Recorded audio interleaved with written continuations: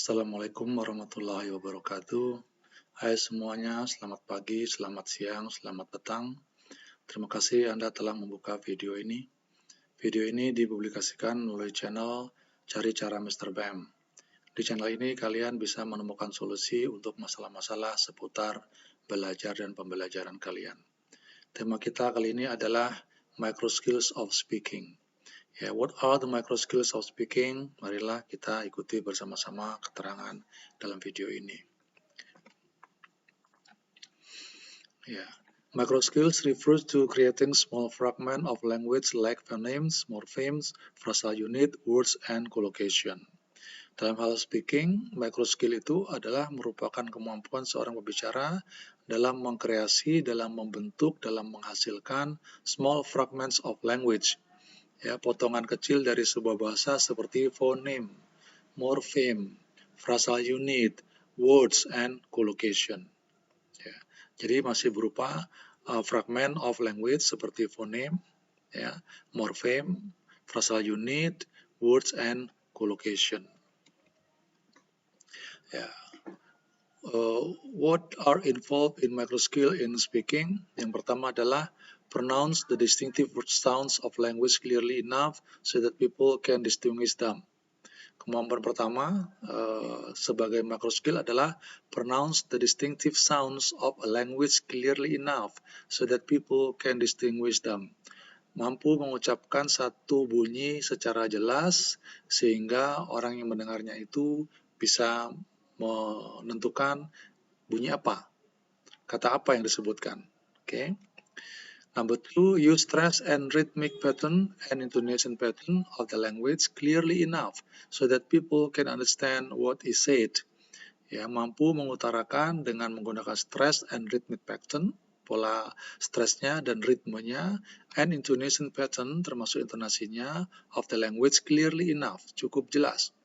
Ya, jadi mengucapkannya menggunakan stress dan rhythmic pattern dan intonation yang cukup jelas so that people can understand what is said, sehingga orang yang mendengarnya mengerti apa yang dia katakan.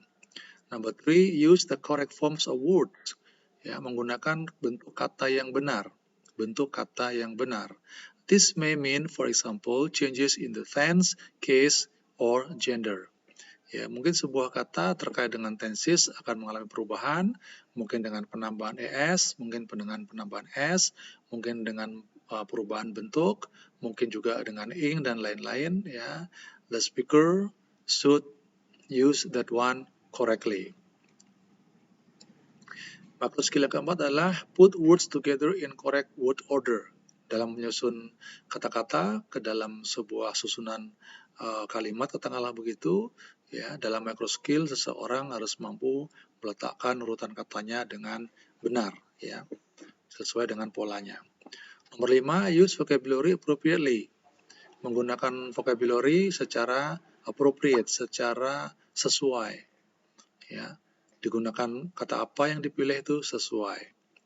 Number 6, use the register or language variety that is appropriate to the situation and the relationship to the conversation partner. Ini sudah agak sulit levelnya, ya. Micro skill yang ini adalah use the register or language variety. Menggunakan register atau variasi bahasa that is appropriate to the situation, yang sesuai dengan situasinya. Nah, ini kadang-kadang pembicara tidak selalu mahir dalam hal ini, ya, karena mungkin kekurangan vocabulary terkait dengan register atau language variety dalam situasi tertentu. And the relationship to the conversation partner. Nah, kadang-kadang hubungan dengan pendengar atau conversation partner itu, ya, juga memerlukan pengungkapan menggunakan register ataupun language variety tertentu. Okay. Number 7, make clear to the listener the main sentence constituents such as subject, verb, object by whatever means of the language uses. Yang jelas, seorang pembicara harus mampu mengutarakan dengan jelas sehingga ditangkap dengan jelas pula oleh pendengarnya, yang mana subjek, yang mana verb, yang mana objek, ya, apapun bahasa yang digunakan. Make the main ideas stand out from supporting ideas or information.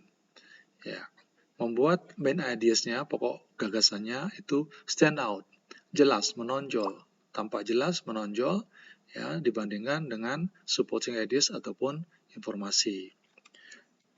Lalu, make the discourse hang together so that people can follow what you are saying. Make the discourse hang together. Membuat ujaran yang disampaikan, teks yang disampaikan itu hang together, membentuk satu kesatuan, so that people can follow what you are saying. Ya, tidak terpisah-pisah, ya, tidak terjeda waktu cukup lama dan seterusnya. Ya, itu micro skills of speaking. But what about macro skill? Ya, macro skill adalah kemampuan seorang pembicara untuk maintain context with the audience, ya, during the presentation, ya, while handling hacking. Ya, jadi kemampuan di atas itu sudah kategorinya macro skill, yaitu kemampuan seorang pembicara maintain context, menjaga kontak, menjaga hubungan dengan audiens. Ya, kalau sudah level itu sudah masuk kategori macro skill. Ya. Well, I think that's all our discussions about micro and macro skill of speaking. Hopefully that you are able to understand what I said and also you read information from other sources seperti dalam file yang sudah saya kirimkan melalui kelas. Silakan dipelajari untuk mendukung keterangan ini. Ya. Thank you for watching dan kalau Anda suka silakan klik tombol like dan apabila ada pertanyaan silakan tuliskan di kolom komentar dan klik subscribe agar Anda menjadi orang yang pertama mendapatkan informasi lanjutan dari channel ini. Thank you. Wassalamualaikum warahmatullahi wabarakatuh.